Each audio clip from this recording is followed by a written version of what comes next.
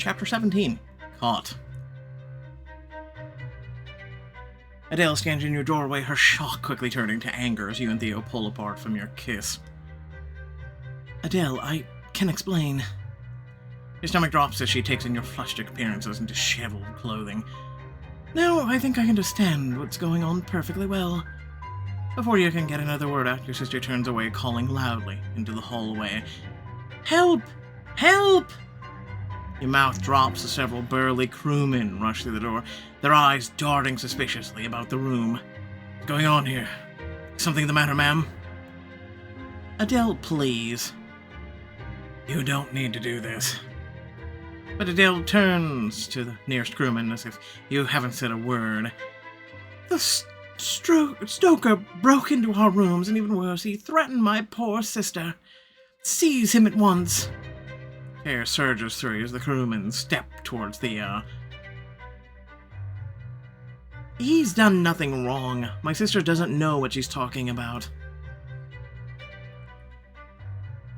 And my sister is far too forgiving. Are you going to protect us from this scoundrel, or just stand there? The men step forward, roughly grabbing Theo's arms. Get your hands off of me. He breaks free of one man's grip and tries to place himself between you and Adele, but two other crewmen tackle him. You can't do this. He's a crew member like you. Sounds to me like he's nothing but a menace. The crewmen roughly drag Theo out into the parlor. You brush past Adele to chase after them. Your sister follows a few paces behind, her expression utterly still as you grab one of the crewmen's arms, trying to tug him off Theo. Please, you must stop. I know Captain Smith. He'd be furious to hear of this man's treatment at your hands. Not as furious as he'd be about the crewmen harassing our guests. That's right. And once this roofing is gone, you and I are going to have a long talk. Theo is still struggling in the crewman's grasp, and for a moment it looks like he might break free, but at Adele's words he freezes. Some realization sparks in his eyes, and all fight suddenly goes out of him. It's okay. Whatever happens to me, just know that this young lady didn't do anything wrong. We didn't have any doubts about that. I wasn't talking to you. Your sister doesn't even bother to look at him, but you do. The last thing you see as they drag Theo through the doors is him putting on a brave smile, mouthing a few last words that only you catch. It'll be okay. I'll be okay. One of the crewmen slams the door shut, and just like that, Theo is gone. The second the door is closed, Adele rounds on you in fury. What have you done? I can't believe you'd throw all of our work with Philippe away for some torrid affair. Adele? I never wanted to be with Philippe in the first place. From the very beginning, you were the one who fixed your sights on Philippe. You were so wrapped up in your own schemes that you never stopped to ask my opinion. All of this could have been avoided if you'd only listened to me. Oh, you made it very clear how you felt from the start. But I thought I'd also made it abundantly clear that our whole family's future was at stake. Whatever you felt about Philippe, I can't understand why you'd risk all of our livelihoods for the sake of this nobody. Your body floods with anger and sorrow. You remember the look on Theo's face as they dragged him out the door on Adele's orders. She's already seen me with Theo, and I'm sick of keeping secrets from her. Maybe it's time I told her exactly how much this ridiculous suitor arrangement has hurt me. Yes, because I'm sure she's gonna give a shit. You square your shoulders, take a step closer to your sister, looking her right in the eye. Of course you don't understand these past few days, this entire journey aboard the Titanic. You have no idea what it felt like, being driven into the arms of strangers I couldn't care less for. Her expression barely changes as she crosses her arms over her chest. Oh please, in case you've forgotten, I've been through an arranged marriage of my own. I do remember your marriage, and it was nothing like this. You still got to choose who you married. Despite the way your marriage ended, at least you were allowed to choose someone you thought would make a good match. I was given no choice at all when you accepted Philippe's offer for me. And even if you had thought to give me a choice, you hadn't the faintest clue what I really want from my life, do you? Pushes herself up to her full height, her mouth pursing into a thin line. I know you're angry with me. I know will be hard, and has been, but everything I've done has been for the good of our family. That's all you have to say to me. I am beyond just angry, Adele. I am furious. I deserved better than this, no matter how desperate we may be for money. And apparently I have the audacity to think my own sister would understand. Her righteous fury falters for a moment. Now the floodgates have been opened. You can't stop more words from tumbling out. As for Theo, he's not just some nobody. I love him, Adele. He brings out the best in me. Theo has made me challenge myself in a way no one ever has. He makes me laugh. He makes me feel brave. And when I think of the future, he's all that I want. I don't expect you to forgive me. I'm asking you to understand how much I've changed. The Violet who first stepped onto the ship may have been willing to throw away her chance at love for the good of her family. But that was before I met Theo, before I knew what true love truly was. I'm in love with him, Adele, and nothing you can say will ever change that. She looks away, guilt flickering across her expression. Violet, I know that we've asked of you, and what I've asked of you hasn't been an easy thing. For one wild moment, you think your sister is about to apologize. Then, at the last second, she remembers herself, pressing her lips tightly together. She shakes her head. But the fact remains that you've embarrassed our family and squandered our best opportunity to save our fortunes. Just tell me you're willing to do the right thing. Break things off with this, Theo, and maybe we can find a way to salvage this. Break things off. You haven't listened to a word I've said. I'm not going to apologize to Philippe or throw myself at any other suitor you find for me. Theo is the only future I want, and if you can't understand that, then he is more my family than you'll ever be. For the first time all night, you see true sadness in her eyes as she sighs. I thought that might be her answer. I'm sorry, Violet, but you've left me no other choice. Yep, true sadness, remember that. She grabs a small key from a nearby table. I'm confining you to your quarters for the rest of the voyage. What? That can't be legal. You won't lock me up against my will. This is a luxury first-class suite, not the brig. I've made up my mind. For the rest of the voyage, you'll see no one but me, apart from the supervised visits with Philippe or any suitor I can find to take you. Oh, my... Listen, can you just punch your sister? Can you just do it? I know sisters fight all the time. Come on now, brothers do it too. I need you to just punch her. It's the only way this is gonna work. I'm serious. I doubt Philippe will be calling on me anytime soon, and I don't plan on staying here. Darting forward, you grab her hand, fumbling for the key. Give it here. Let go! Wrenching free of your grasp, he slips through the door, slamming it behind her. A second later, you hear the loud click of the lock. You were so bad at this. Adele, let me out of here. Furiously, you thump your hands against the solid wooden door. In the hallway outside, you hear your sister hesitate. I'm sorry, Violet. I know that it may be impossible for you to believe, but you've given me no choice. Listen, you know what? I'm gonna shut up now. Adele's muffled footsteps fade away down the hall, and you're left all alone. For a long moment, all you can do is stare at the heavy wooden door in disbelief. You rattle the door handle, but it doesn't even budge. I need to find another way out, and fast. Who knows what punishment Theo might be facing because of me. I'll try the bedroom window, look for a spare key, pound on the wall. Someone might be in a neighboring suite will hear me. Rushing into your bedroom, you rap your knuckles against the wall, ignoring the scrape of the plaster against your bare skin. Hello? Is anybody there? Anyone, please? You knock harder, thumping your hands against the plaster again and again, but no answering knock comes from the other side. All the other first-class passengers must still be at the gala. But I will have to keep trying. I have to get to Thea. You're just rushing back to the main door when a tremendous crunch rings suddenly throughout the ship. What was that? Oh no. The whole ship seems to rock and you stumble slightly, but then all goes quiet. No way to tell from here in, and I have bigger worries. As a last resort, you begin to pound on the front door, crying for help as loudly as you can. Is anyone out there? Please, help! I need help! You spend whole minutes shouting at the top of your lungs, but just as your voice is beginning to grow hoarse, you hear a sudden click of the lock. The door swings open to reveal... There you are, my dear. Loretta, I can't thank you enough, but what are you even doing here? Looking for my friend, of course, although after the way you stormed out of the ball, I'll admit I was eager to get some gossip. Speaking of which, why was your door locked from the outside, and why do you look like something the cat drug in? Listen, I have a question. Why do you have a key to my suite? Let's not overlook the important question here. Adele walked in on Theo and me together. She completely lost it. You should have heard the terrible thing she accused Theo of.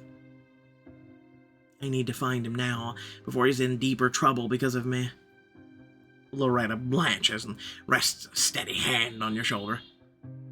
I wish I knew where he was, Violet, but if you're going looking for him, you'll need to be careful. And perhaps put on something warmer. Yep, give it a few hours and you'll be really needing something warm. Despite... Despite the heat of the room, Loretta shivers, and for a moment, she looks nervous. It's freezing out on the decks tonight, and more people than usual seem to be milling about. I'm sure there's nothing to worry about on a ship like the Titanic, but still it can't hurt to prepare for a chilly night. I did bring a thick coat and gloves for once we got further north. Wear the stylish outfit. Will it bring me a door to float on? I'll never let go. I'll never let go. Let's go. I'm sorry. There's some gaps in the Titanic. We all know that whole movie. There was a lot of gaps, okay? A lot of plot holes. With Loretta's help, you change into a warm outfit as quickly as you can, because apparently you can't change yourself. Thank you for the advice. I feel ready to take on the elements, whatever they may be. Now I just wish I had one of those to wear. Stepping forward, she envelops you in a quick but fierce hug. Be safe out there, Violet, and good luck finding your man. As you rush out on the upper deck, the blistery chill of the wind cuts you through like a knife. To your surprise, the deck is crowded with other passengers milling around in confusion. If no one would tell us anything, I do wish they were at least serving refreshments. A cup of tea would be most welcome right now, or perhaps a glass of champagne. Many of the guests are still decked out in their evening finery, the women shivering in their thin silken dresses. Oh no, a hot cup of tea would be more appropriate. Thank goodness I took Loretta's advice. Without this outfit, I'd be freezing. Everyone, please, keep calm. Just, make your way onto the deck and stay away from the railing. Orderly fashion, no? We need more crew over here. Get moving, lads. Whatever's going on, there's no sign of Theo. I bet those crewmen dragged him to one of the lower decks. Rushing down the nearest stairwell, you head through the hallways, dodging the curious passengers spilling out of the rooms. People gather in small knots of 3 or 4, uneasily, trading rumors. I heard it was one of the engines. Perhaps we have lost a propeller blade. Jacob spots you and waves to get your attention. Miss, what are they saying above deck? Do they have any idea what that terrible noise was? I'm sorry, I don't have any answers. I know about as much as you do, I'm afraid. I hope there'll be word soon. So do we. Hurrying on, you finally reach Theo's door and fling it open. Theo, are you alright? I've been so... But to your dismay, there's no sign of him anywhere. The small room is completely empty. Where on earth are you? Could they have thrown you in the brig? As you head through the halls, once more desperately searching for options, you spot a familiar face hurrying past. Maybe if I can find one of the officers. Javier, do you know where the brig is? I'm afraid I'm looking for Theo. I heard they threw him into the brig for a bit, but then they pulled him out again to cover a shift in the boiler room. What? Does that mean he's alright?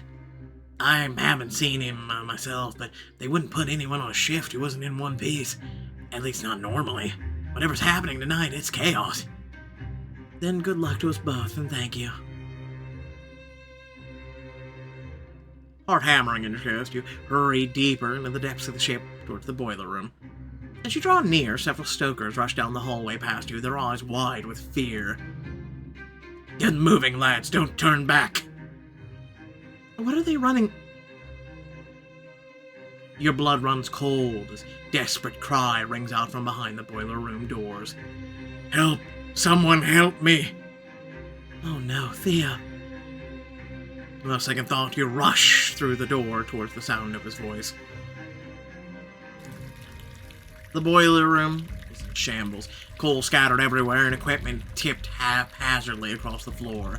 But most of all alarming is the flooding. The gaseous water swirls around your ankles colder than anything you've ever imagined. Ah!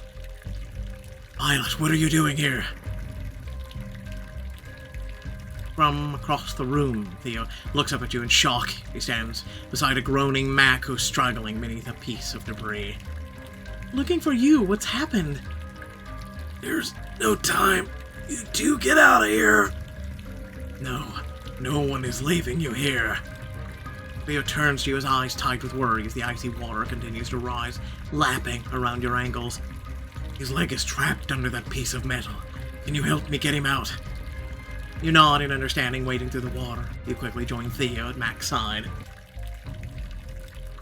Pull Mac's leg free, help lift the debris. You grip one end of the chunk of metal, and Theo immediately understands and grabs the other. On the count of 3. 1, 2, 3! You and Theo lift with every ounce of strength you possess. Your limbs tremble, your arms straining, and the heavy weight doesn't budge. But as your arms are about to give out, it creaks and shifts upward. Mac, now!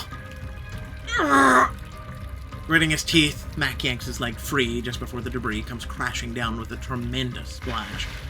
We did it! We're not out of the woods yet. Theo puts his shoulder under one of Mac's arms, helping him to his feet as the icy water continues to rise, nearly up to your thighs. Get to the door, Violet. We'll be right... No, I'm not getting parted from you again. For just a moment, you share a glance in all the chaos. Your love shines in his eyes. Then he nods and you slip under Mac's other shoulder. Come on, Mac, one foot in front of the other.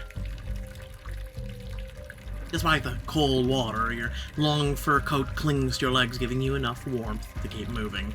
Said no one ever, I'm just saying. I'm okay, we'll all get through this. You all stumble towards the door, your muscles screaming from the effort as the frigid water eddies around your calves. The moment you drag Mac across the threshold, Theo turns to the massive boiler room door, shoving the metal bulk with all of his might. Until, with a loud clang, he manages to seal the door, just in time to stop more water from flooding into the hallway. Oh God, I thought I was gonna die in there. You're okay, Mac, we're all okay. As Theo turns away from the doors, just heaving with exertion, you pull him into your arms. I'm so glad you're safe. When they took you away, I thought... I know. Me too. He cradles you in his arms for a long, tender moment. Breathing in the scent of you, you can feel the heartbeat pounding in his chest. I'm afraid we have bigger problems. You mean the water in the boiler room? Did we glance off an iceberg? Theo shakes his head, his expression grim. We didn't just glance off of one. It breached multiple bulkheads too, many. The Titanic is sinking. Let me guess. No... I call it with 18 minutes for this. Talk about being rushed. Talk about really being rushed. This whole entire chapter, the whole drama of it all, the thing between you and Adele, it's completely pointless. And don't worry, something tells me, it just tells me that there's going to be one more thing to happen. And it's going to be when you go to get on the lifeboat. And because you're with a poor man, you'll have to jump on a door. 'Cause don't worry, I'm sure your sister will group up with Philippe for her own survival and the best interest of your family. And I'm sure that's how it's gonna work. Don't worry. Anyway. Your sister's a piece of work. Anyway, with that being said, please remember that if you did enjoy the work that I do, the video that you've seen, to like, share, and subscribe. Aside from that, you know what I usually say, so, hey, consider supporting the channel. There's links in the description. There's also the join and thanks feature that's on YouTube and the whole 9 yards. Aside from that, let me know your thoughts down and below. I'm sorry I was late on this, but yesterday I went through a lot, and then today, especially this morning, I went through a lot. So right now, dealing, unfortunately, when it comes to, personal things in life and everything else, that sometimes you have no choice. It has to come first. So thanks again for watching. Catch you all later. Peace out.